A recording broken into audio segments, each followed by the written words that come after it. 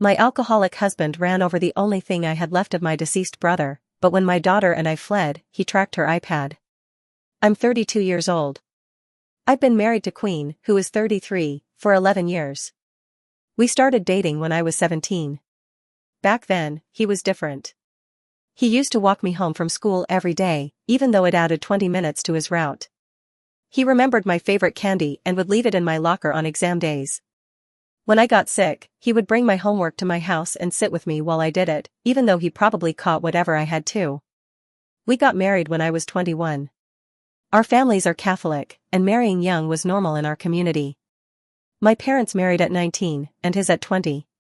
Our daughter was born when I was 25. She has his eyes and my smile.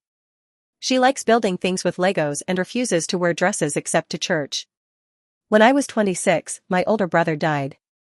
He was 30 at the time. He was in a car accident on his way home from work.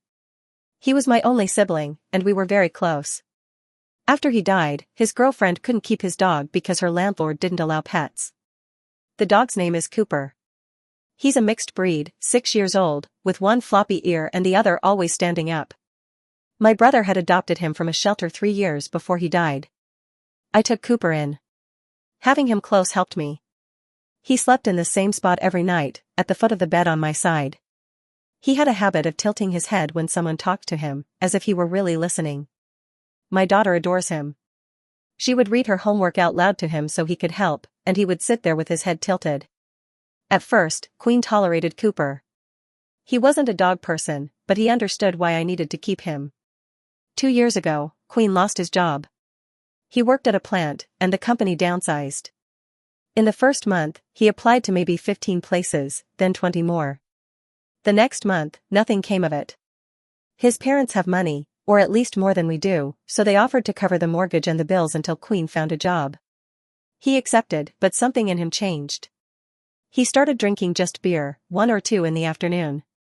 Then it became 4 or 5. Then he switched to whiskey.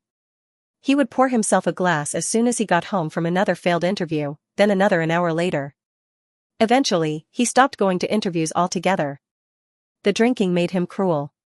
He would yell at my daughter over small things, like leaving her backpack in the hallway or forgetting to take her plate to the sink. I tried to calm things down and distract him, but that only made him turn on me. He started complaining about everything, that the house wasn't clean enough even though I worked full-time and did all the cleaning, that dinner wasn't ready on time even though I had just gotten home too, that Cooper did this or Cooper did that. One night, about a year ago, he came home drunk. My daughter was already asleep. He started yelling that the house was a mess, that there were dishes in the sink from dinner and my daughter's homework all over the table. I told him I'd clean it in the morning because I was exhausted. He grabbed my arm so hard it left marks, shook me, and kept yelling that I didn't respect him and that his own parents had to pay his bills like he was a child. I pulled away and locked myself in the bathroom until he passed out on the couch. That became the pattern. He drank, and then he would grab me or shove me or corner me. I started wearing long sleeves to work even in summer. I kept makeup in my bag to cover bruises. When I heard his truck pull into the driveway and I knew he'd been drinking, I sent my daughter to our neighbor's house. The neighbor was an older woman named Patricia who didn't ask questions. She gave my daughter cookies and let her watch TV until I came to get her. I tried talking to my parents. My mother said marriage was hard work and that I needed to be patient with Queen while he was going through a difficult time. My father said men sometimes struggle when they can't provide for their families and that it was my job to support him. I tried talking to Queen's parents. His mother said the same thing mine did. His father offered Queen a job, but Queen refused because he wanted to find his own work. He said he wouldn't work for his father like it was charity. I went to our priest. He had known our families for years. He married us and baptized my daughter. I sat in his office and told him everything, the drinking, the grabbing, the yelling, the bruises. He listened and then told me that marriage was a sacrament and divorce was not an option. He said I should pray for Queen and that God would heal him in time. He said suffering was part of being a good wife and mother.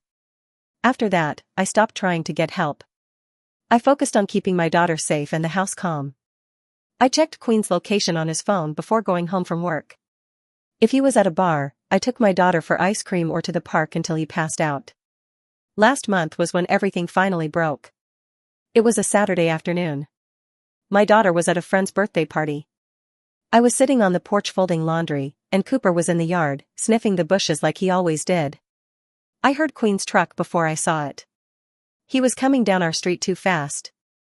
He turned into the driveway, overcorrected, and the truck went up onto the lawn. Cooper was right there. I heard the impact before I saw him go under the front tire. I dropped the laundry and ran. Queen got out of the truck, barely able to stand, reeking of alcohol. I was on the ground next to Cooper. Queen stood there and said it was an accident, that he hadn't seen the dog. I called our vet and asked her to meet me at the clinic immediately. I wrapped Cooper in a towel and put him in my car. Queen tried to follow me, but I told him to stay home. He was far too drunk to drive anyway. I drove to the vet with Cooper in the passenger seat. By the time we arrived, he was in very bad shape, but the vet did an excellent job. Still, Cooper had to stay there to continue treatment. I sat in the parking lot for an hour. I called the mother of my daughter's friend and asked if my daughter could stay longer. I also called Patricia and told her what had happened. She said she'd keep an eye out and told me to take as much time as I needed. I didn't know what to do. I couldn't go home yet. When I finally did return home, there were 2 police cars in the driveway. Patricia had called them. She told them she'd seen him driving drunk and that he'd had an accident. The officers arrested Queen on the spot. They gave him a field sobriety test, which he failed. He was charged with driving under the influence and animal cruelty. He spent the night in jail. When I picked up my daughter from her friend's house, I had to tell her about Cooper. She wanted details, and I told her what had happened. There was no point hiding something like that. She went to her room and shut the door. I could hear her crying through the wall. The next day, I called a lawyer. I told her everything, the drinking, the abuse, the arrest, and Cooper. She said I had grounds for divorce and that she could file immediately. She said the arrest would help with custody. Queen's parents bailed him out 2 days later. He came home and found the divorce papers on the kitchen table. Everything happened very fast because of how serious the situation was. He called me 37 times in an hour and sent text after text. I blocked his number. He showed up at my work, and security escorted him out. He went to Patricia's house looking for me, but she threatened to call the police again, and he left. I had packed bags for my daughter and me. I took our clothes, important documents, and photos and left everything else behind. We checked into a hotel on the other side of the city so we wouldn't put anyone else in danger. I called my older sister. She's 40 and lives 4 states away. She left home at 18 and never looked back. Our parents cut her off because she got pregnant before marriage. She lost the baby, but they never forgave her. She moved away for college and only came back for my brother's funeral. She's been married to my brother-in-law for 18 years. He's 6 feet 8 inches and played college football. There was no safer place to be. My sister said we could stay with them as long as we needed. She said she'd come pick us up herself. I told her I could drive, but she insisted. She said my brother-in-law would come too and that they'd rent a moving truck for our things. I said we didn't need to take everything, but she said we weren't leaving anything behind for Queen to use against us. 2 days later, my sister and brother-in-law arrived. We left my daughter with Patricia because I didn't want her there if things got ugly at the house. My sister said we didn't need a police escort because my brother-in-law's size was enough to keep anyone in their seat. We drove to the house in the rental truck. Queen's car was in the driveway, and I knew things wouldn't be simple when I saw it. I had to sit down on the curb. That was the car that had run over Cooper. The front bumper was dented, and there was a small tuft of beige fur stuck in the fender. My brother-in-law helped me to my feet. My sister knocked on the door, and Queen answered. He didn't look good. I don't know whether it was because he was sad or hungover, but when he saw me, he started crying. He tried to hug me, but my brother-in-law pushed him back with just one arm. Queen stepped back and wouldn't stop saying he was sorry. He said he had enrolled in rehab and showed us a folder with admission papers and a schedule. This time would be different, because this time he had found God again. My sister told him to step aside, and we started packing. Queen followed us through the house, talking non-stop. He said he had been sober for 5 days, though from the way he looked it was hard to believe. He said he was going to Alcoholics Anonymous meetings every day, that his sponsor was helping him work through his problems. He also said that he loved my daughter and me, that we were his whole world. He dropped to his knees in the hallway and grabbed my hand. He called me by the nickname he used when we were dating, Butterfly. He said I had promised to love him in sickness and in health, and that what I was doing was breaking my vows. That was when my sister snapped. She started screaming at him, bringing up everything I had told her over the phone, the bruises, the grabbing, the times he forced himself on me when I said no, the times my daughter had to hide at the neighbor's house. She asked him where his vows were when he was hitting his wife. She asked where God was when he was driving drunk and ran over the only thing I had left of my brother. Queen just cried, saying he knew he had screwed up, that it shouldn't have taken this to make him change. He said he understood why I couldn't forgive him, but begged me to try. It was too late. I had spent a year covering bruises, making excuses, and protecting our daughter from him.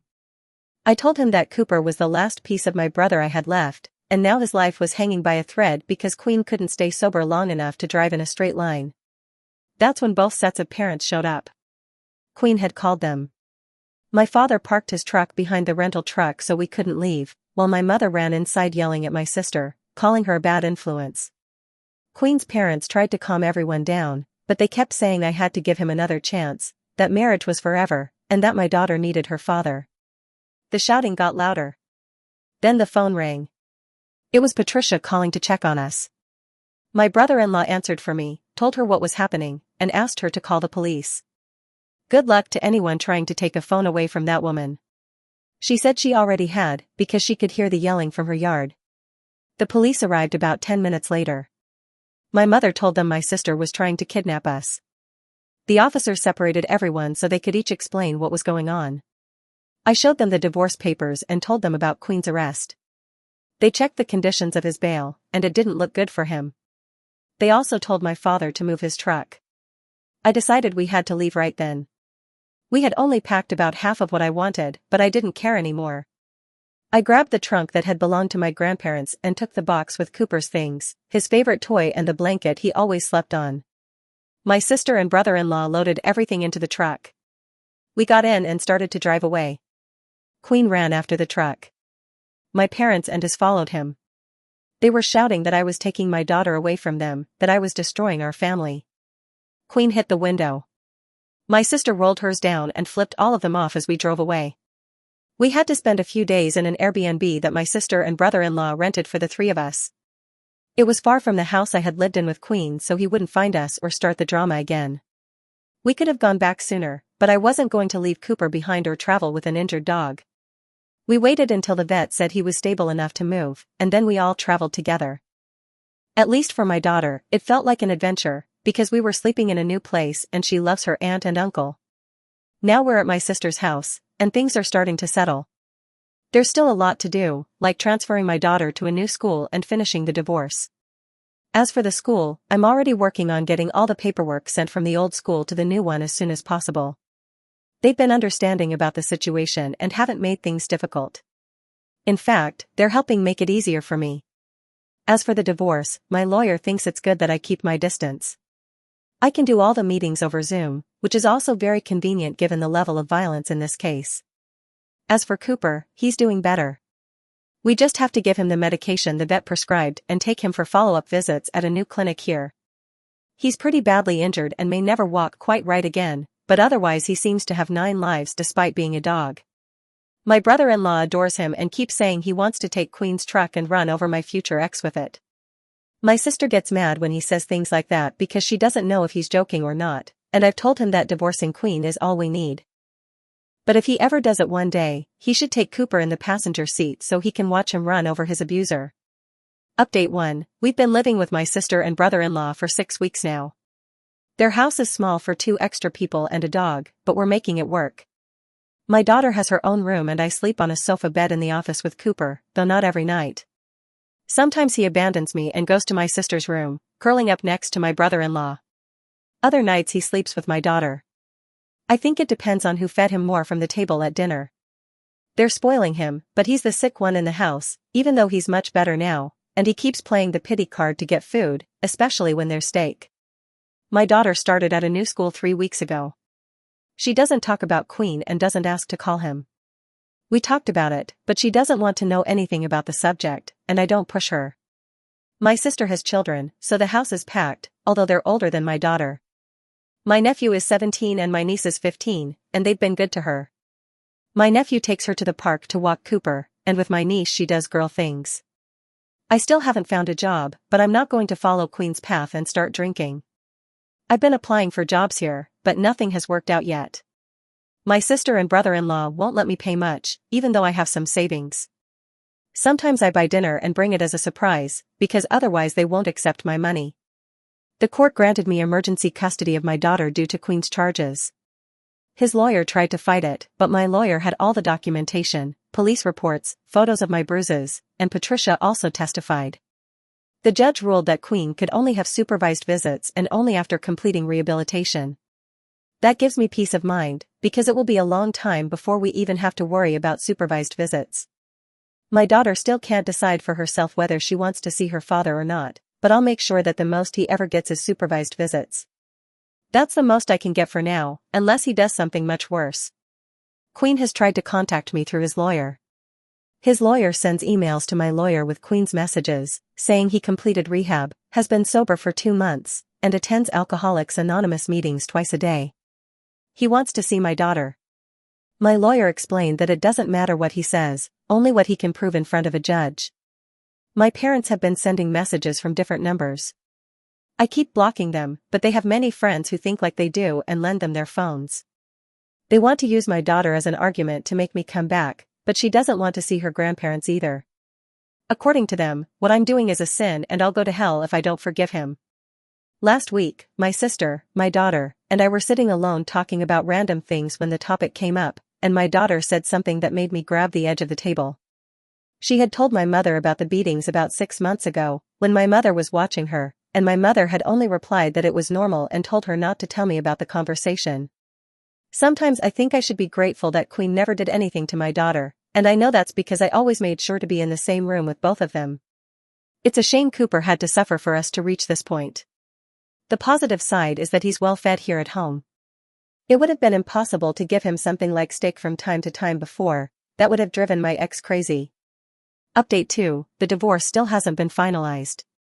Queen's lawyer keeps filing extensions and delays. My lawyer says he's dragging it out because his parents are paying his fees and he knows I'm paying mine out of pocket. Every extension costs me more money I don't have.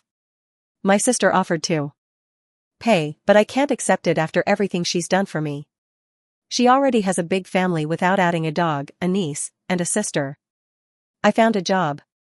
It's not much, but it's something. Queen has been calling my sister's house from different numbers. My brother-in-law usually answers and tells him to stop calling. One time Queen managed to speak to me while I was alone in the house and I answered. He said he missed me and our daughter. I hung up and he called again, so I unplugged the phone. My parents drove here 2 weeks ago without telling anyone they were coming and just showed up at my sister's house while I was at work. My sister was home. She said they demanded to see my daughter, but she told them no, she was at school anyway. They said they had a right to see their granddaughter. My sister replied that they hadn't even known how to be parents to their own children, and that it wasn't the moment to try to look like good grandparents. They tried to push their way into the house, but my sister can handle 2 older people. Last week, Queen and both sets of parents showed up at my daughter's school. The school called me immediately because they had already been warned. I left my shift and drove there. By the time I arrived, the principal had already called the police. Queen was in the office crying, my parents were in the hallway, and Queen's parents were in the parking lot. The principal said Queen had arrived saying he only wanted to see his daughter. The school checked my daughter's record, where all the relevant information about what's happening is documented, something like Reddit for schools but in a formal version. When they told him he couldn't see her, he refused to leave. All of them had traveled from my city as a united front, and they all started arguing with the principal about family rights and how I was keeping my daughter away from people who loved her. The police escorted Queen and both sets of parents off the school property, explained that showing up at the school violated the custody order, and said it would be reported. They told my parents and Queen's parents that if they returned, they would be arrested for trespassing. When everything calmed down, my daughter was in the counselor's office. The counselor told me that my daughter had seen her father through the window and had a panic attack, hyperventilating and unable to catch her breath. I took my daughter home early. When we got to my sister's house, she went straight to her room. About 20 minutes later, she opened the door and asked if we could go back home, not with Queen, but to our old house. She wanted to see Patricia, and she missed her school and her friends. I had to explain that we couldn't go back because Queen was still there. I told her the house wasn't ours because I couldn't pay the mortgage. She asked why Queen's parents couldn't pay it like before, so I had to explain that they could but they were on Queen's side and we couldn't trust them. That night I couldn't sleep. I sat on the sofa bed and scrolled through photos on my phone. There was one from my daughter's birthday. Queen was sober then, holding her on his shoulders while she laughed. There was one from our 10th anniversary. We went out to dinner and Queen brought me flowers. There was one of Cooper as a puppy with my brother. He was crouched next to Cooper and smiling. I deleted every photo Queen appeared in. It took me an hour, but I did a thorough cleanup. The next morning my lawyer called. She had spoken with the police and they told her how all of them, Queen and his parents along with mine, had found my daughter's school. They had tracked my daughter's iPad. It was a gift they gave her a couple of Christmases ago and I had completely forgotten about it. With my stress at 125%, I hadn't even considered that possibility. It's resolved now, and no, my daughter doesn't take it to school, but sometimes she uses it in the car ride there. We filed the paperwork that afternoon and the judge granted a temporary restraining order for my daughter and me against Queen and both sets of parents. They couldn't come within 150 meters of us, couldn't contact us, and couldn't contact anyone we knew to try to get information about us. Queen violated it 3 days later. He showed up at my sister's house at 2 in the morning, drunk, pounding on the door and shouting my name. My brother-in-law called the police and my sister pulled my daughter and me into the back bedroom. My nieces and nephews woke up too and stayed with my daughter to keep her company. We could hear Queen yelling that he just wanted to talk, that he needed to see my daughter because being kept away from her felt like he couldn't breathe, that we were his family and this was the most painful thing. My brother-in-law told him it was time to shut up or he'd make him shut up. That made him lower his voice, but he kept repeating the same things to my brother-in-law. When the police arrived, Queen was sitting on the steps crying. They arrested him. This time his parents didn't bail him out immediately. He spent 4 days in jail. My lawyer said the violation plus the arrest would make the restraining order permanent, with no supervised visits. She also said it would help with the divorce because we had strong reasons to want it finalized as soon as possible. Those 4 days Queen was in jail were the first time I slept through the night since we left. The first time I didn't wake up thinking I heard his truck. The first time I ate a full meal. On the 4th day his parents bailed him out. That night I didn't sleep again. There are still many things to do, like finding a place for us and moving out of my sister's house, and also getting therapy for my daughter and very likely for me. For now, staying here is the safest place, but I can't do this to my sister's family forever.